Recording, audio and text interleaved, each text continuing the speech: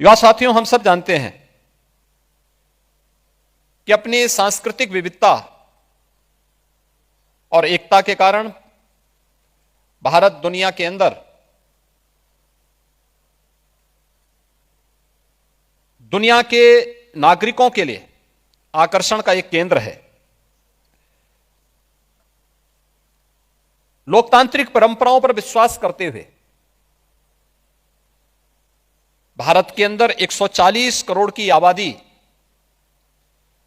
जिस भाव और भंगिमा के साथ भारत की एकता और भारत की अखंडता के लिए अपने यशस्वी नेतृत्व में कार्य कर रहा है, वह भारत को दुनिया की सबसे बड़ी युवा आबादी के रूप में भी प्रस्तुत करती है। डेमोग्राफी, डेमोक्रेसी और डाइवर्सिटी की यह त्रिवेणी हमें विशिष्ट बनाती है। नित्य नूतन चिरपुरातन संस्कृति की सुदृढ़ नींव पर हमारा देश अपनी स्वतंत्रता के 75 वर्ष पूरा करते हुए अमृत काल के प्रथम वर्ष में G20 के इस प्रतिष्ठित आयोजन की अध्यक्षता कर रहा है। हर भारतवासी न केवल इन आयोजनों के प्रति लालायित है, बल्कि अपने आप को वैश्विक मंच पर एक उभरते हुए भारत के रूप में प्रस्तुत करने में गौरवान्वित भी महसूस करता है। प्रधानमंत्री मोदी जी ने तो आने के बाद भारत के युवाओं के इस प्रतिभा और इस पोटेंशियल को आगे बढ़ाने के लिए उन्हें एक मंच दिया। स्टार्टअप इंडिया का, स्टैंड अप इंडिया का और अटल इनोवेशन मिशन का, अनेक ऐसे कार्यक्रम जो भारत के युवाओं को इनोवेशन और रिसर्च के क्षेत्र में आगे बढ़ाने के लिए एक नए अवसर प्रदान करते हैं, एक नए भारत का दर्शन करा रहे हैं।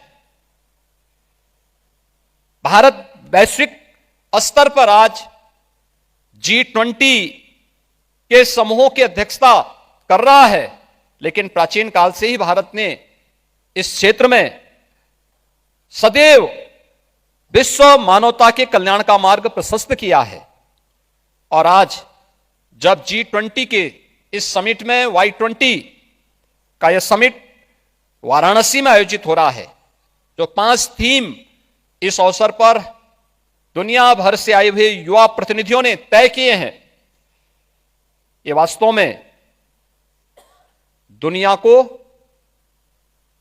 वसुधैव कुटुंबकम के संदेश के साथ जोड़ते हुए जो एक संदेश है दुनिया के सामने,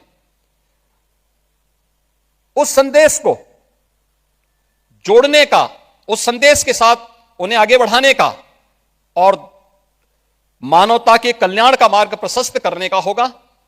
G20 के इस समिट में Y20 का यह समिट,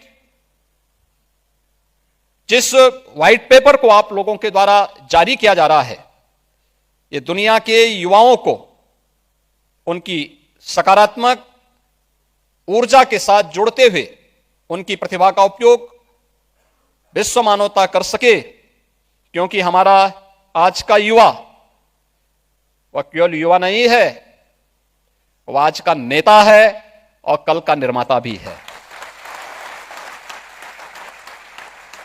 उस युवा शक्ति को हम सब उसकी प्रतिभा का सम्मान करते हुए आगे बढ़ने के लिए प्रेरित कर सकेंगे। Y20 का यह समिट इस दिशा से अत्यंत फलदायी साबित होगा कि कौन सा ऐसा कालखंड नहीं था जब युवाओं ने अपनी प्रतिभा और अपनी ऊर्जा से समाज को एक नई दिशा न दी हो।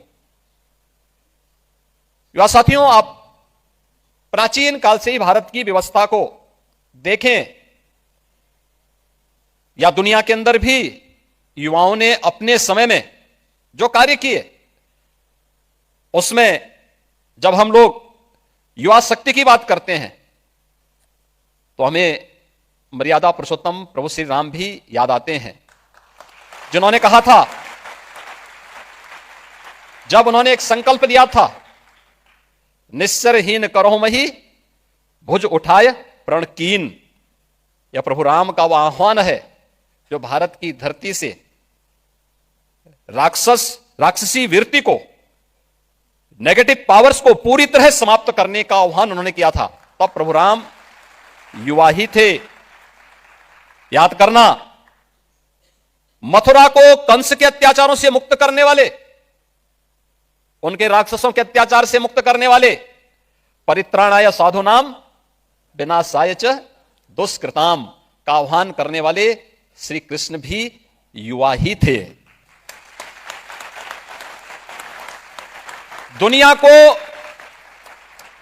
दुनिया को निर्वाण का संदेश देने वाले महात्मा बुद्ध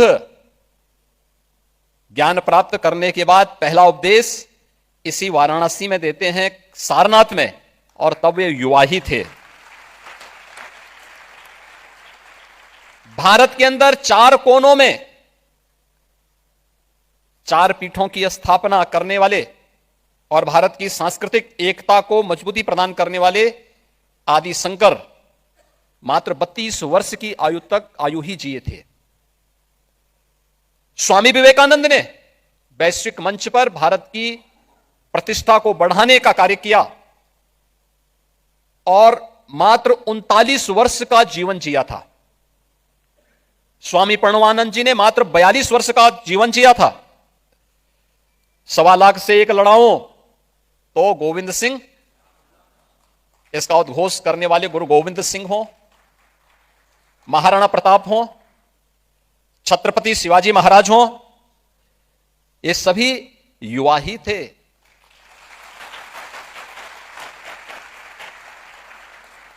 सिंहासन हिल उठे, राजवंशों ने भ्रिकुटी तानी थी, बूढ़े भारत में आई फिर से नई जवानी थी।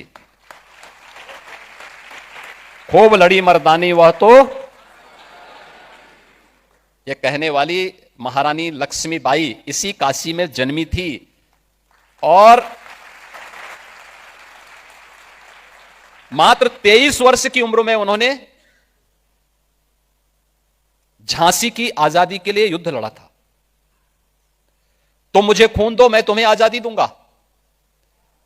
इसका उद्घोष करने वाले नेताजी सुभाष चंद्र बोस भी युवा ही थे।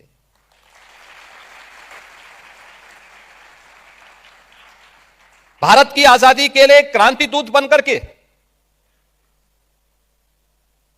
जिन अमर बलिदानियों ने अपने आप को बलिदान किया, चंद्रशेखर आजाद, सुखदेव, राजगुरु, अस्फाउल्लाह खां, पंडित राम प्रसाद बिस्मिल, ठाकुर रोशन सिंह, ये जितने भी क्रांतिकारी थे ये सभी युवा ही थे।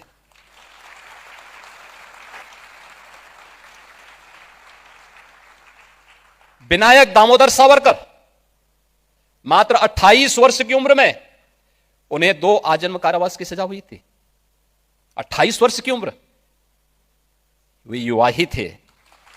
और महाभारत का वह दृश्य जिसमें 16 वर्ष का अभिमन्यु चक्र व्यूह को बेचता हुआ कौरवों के छक्के छुड़ाता है, वह युवा ही थे। फ्रांस के लुइस ब्रेल ने मात्र 15 वर्ष की आयु में दृष्टिविहीनों के लिए लिपि की खोज की थी। 15 वर्ष की आयु क्या होती है? और कहते हैं सापेक्षता का सिद्धांत देने वाले आइंस्टीन की आयु उस समय जब उन्होंने यह सिद्धांत दिया था मात्र 16 वर्ष की थी। और यह भी कहा जाता है कि गुरुत्वाकर्षण का सिद्धांत देने वाले न्यूटन की उम्र उस समय मात्र 23 वर्ष की थी।